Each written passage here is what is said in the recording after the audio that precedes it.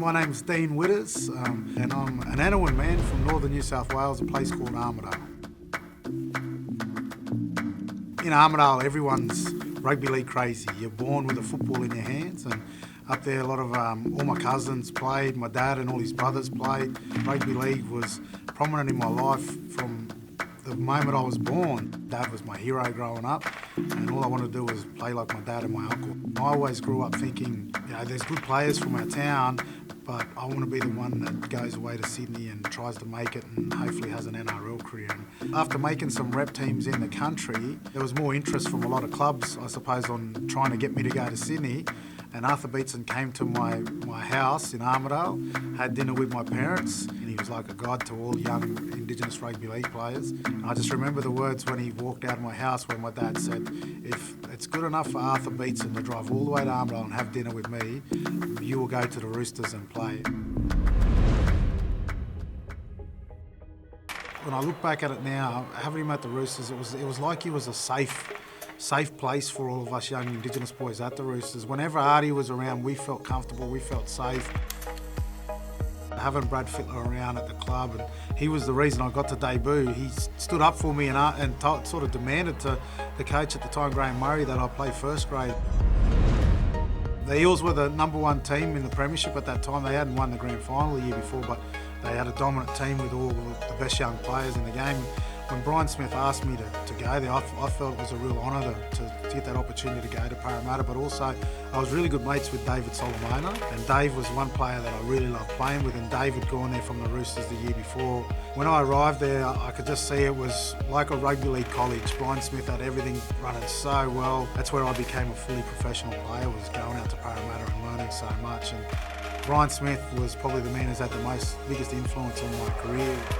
With Witters, good step, Dean Witters, right on the Tigers' goal line has forced it. Inside man is there. Tim Smith to Witters, Witters got there,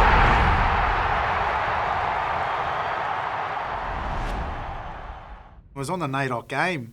Back in those days, they didn't have an Indigenous round like they have now. It was just an Indigenous game, and that was a Parramatta and South Sydney game, so it was highlighting everyone there. I remember my whole family were there, and Kathy Freeman and Artie Beetson and all these famous Aboriginal sports people. They were up in the crowd watching, so it was a big day. All of a sudden, just out of the blue, I'd heard Brian Fletcher call me a racial name, and I just couldn't believe it.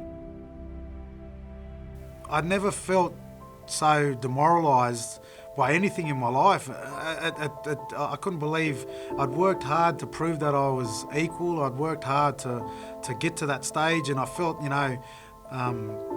that everything that had held back Aboriginal people, I'd overcome those odds to be on those fields and to represent it in the NRL.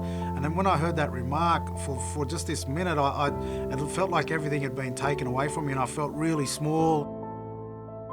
I understand a lot of people think racism doesn't hurt and that it's just words and stuff like that, but for that minute, I couldn't compose. I was shaking, and knowing Brian Fletcher, he was my mate at the Roosters and a really good teammate, made it even harder, and I really struggled in those minutes after, and it really did cut me. And for the next couple of nights, I actually couldn't sleep because I kept reliving that moment and stuff like that. So really tough time, but I think the way the NRL supported me, and particularly my club and my coach at Parramatta and Brian Smith at that time, I'll never forget that.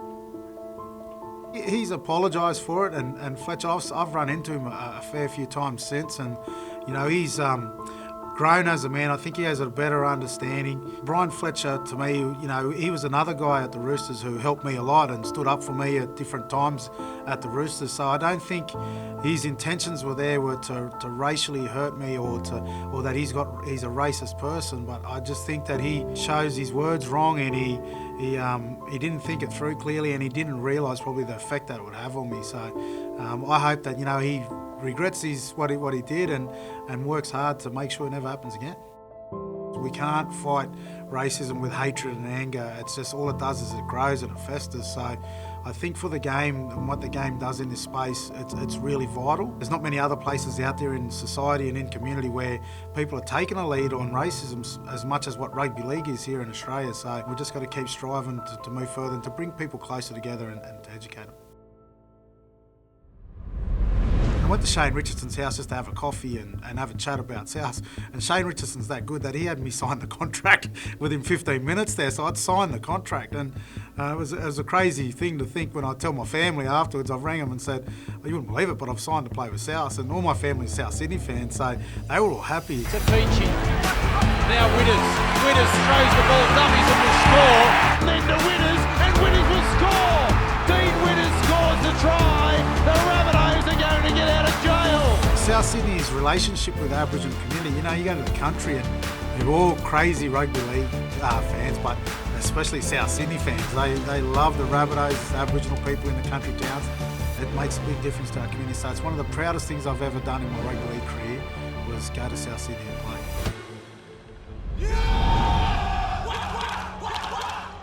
I went to England, and obviously All Stars started when I was in England. I didn't get the chance to play, and I retired and come back and I started working for the NRL.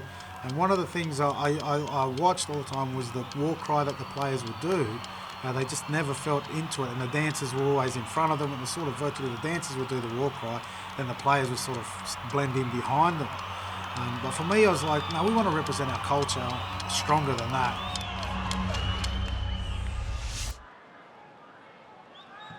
I brought all the leading players together, and the first thing we wanted to talk about was how can we come up with a dance that represents us, which is, you know, the many nations that we all come from and that we all live in all over Australia, and something that everyone could do. And the big thing I remember talking to Greg about was when you pop up out of that circle, think about how people look at Aboriginal kids. You know, how do they see us, you know, with our heads down, lacking confidence, not being able to stand strong, the body language, all that stuff. And the challenge, I said to Greg, is you've got to get all them kids to believe in themselves and believe in our culture.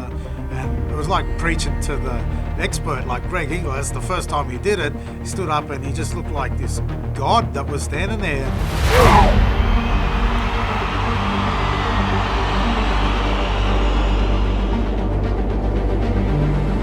Looked so powerful, so strong. And then I remember working with Latrell when Latrell was going to take over that mantle for Greg. And he stood up, and I have to say, like, I feel that he's just taken everything to the next level that Greg gave, which is what we do as Aboriginal people. You know, we stand on the shoulders of the people that went before us, and they give us the right to be able to do things and build on the things that they created.